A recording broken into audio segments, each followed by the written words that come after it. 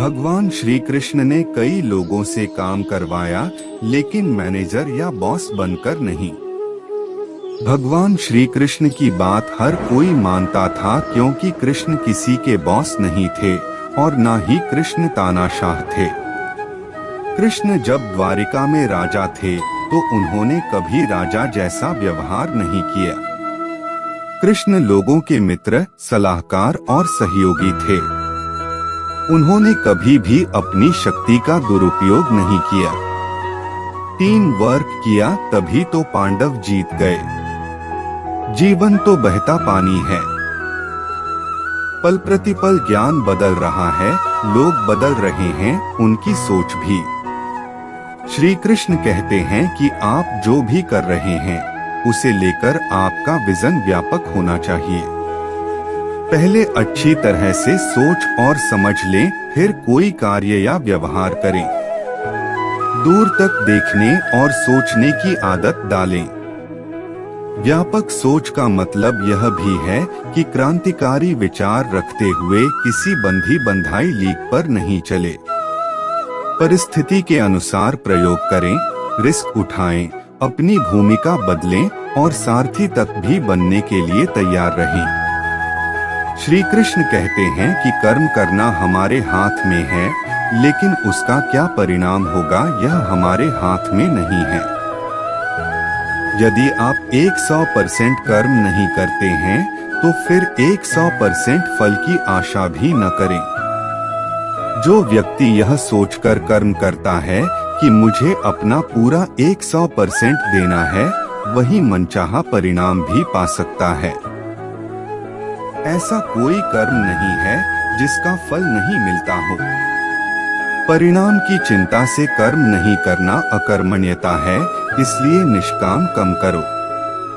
अपनी ड्यूटी निभाने का सबसे अच्छा तरीका निष्काम कर्म ही है। जीवन में कितनी ही कठिनाइयां आए, लेकिन आप धर्म का साथ न छोड़े, क्योंकि हो सकता है कि अधर्म के साथ रहकर आप तात्कालिक लाभ प्राप्त कर सकते हो, लेकिन जीवन के किसी भी मोड़ पर आपको इसका भुगतान करना ही होगा। क्योंकि श्री कृष्ण गीता में कहते हैं, हे अर्जुन, तुझे देखने वाले आकाश में देवता भी है और राक्षस भी, लेकिन तू खुद को देख और समझ। खुद के समक्ष धर्मपरायण बन। यदि तू धर्म की रक्षा करेगा तो धर्म तेरी रक्षा करेगा। भगवान श्री कृष्ण अपनाकर अपने साथ के सभी लोगों को मोटिवेट करते रहते हैं और खुद भी इससे प्रेरित होते रहते हैं। वे लोगों को मित्र बनकर समझाते भी हैं, ज्ञान भी देते हैं और भाई या पिता बनकर जरूरत पड़ने पर डांटते भी हैं। ऐसे कई मौके आए जबकि उन्होंने अर्जुन, द्रौपदी और दुर्योधन को समझाया भी और डांटा भी, लेकिन उन्होंने कभी भी किसी का मोरल नहीं गिरने दिया। उन्होंने अपने शत्रुओं से भी बराबर का व्यवहार बनाए रखा। कब कौन सी बात कहाँ कहनी और कहाँ नहीं कहनी है, यह समझना भी बहुत जरूरी है। इसे कहते हैं वाणी नियंत्रण। उसी तरह शक, संदेह, अविश्वास, निराशा, क्रोध, लालच, भय और दुविधा पर भी नियंत्रण करना सीखना होगा। कुशल मैनेजमेंट के लिए मेंटल हेल्थ जरूरी है। गीता में श्री कृष्ण ने इस तरह के तमाम दुर्गुणों से हमेशा बचने का उपदेश दिया है। मन, वचन और कर्म से एक बने रहो। जो व्यक्ति अपनी बात पर कायम रहता है, जीत उसका पीछा कभी नहीं छोड़ती। वह अपने हर कार्य में सफल होता है। भगवान श्री कृष्ण हर तरह से शक्तिशाली थे, लेकिन उन्होंने कभी भी अपनी शक्ति का प्रदर्शन नहीं किया। वे अपने गुरु, माता पिता और बड़े भाई के साथ ही अपने से बड़े पुरुषों का आदर करते और उनका चरण स्पर्श करते थे। जो लोग अपने माता पिता व गुरु का आदर करते हैं, वे प्रशंसा के पात्र बनते हैं। इसलिए सदैव बड़ों के आदर व सम्मान में हमेशा आगे रहना चाहिए। संकट के समय ही यह सिद्ध करने का होता है कि आप योग्य हो, काबिल हो।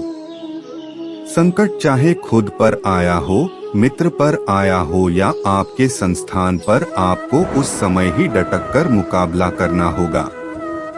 संकट के समय पलायन करने से धर्म का भी त्याग हो जाता है।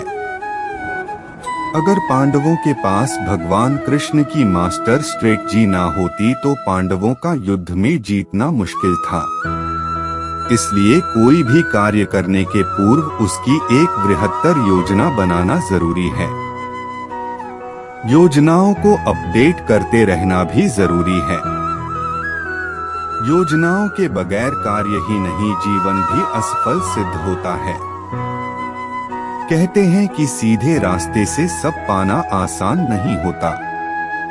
ऐसे में धर्म यह कहता है कि यदि उद्देश्य सही है तो टेढ़ा रास्ता भी अपनाया जा सकता है।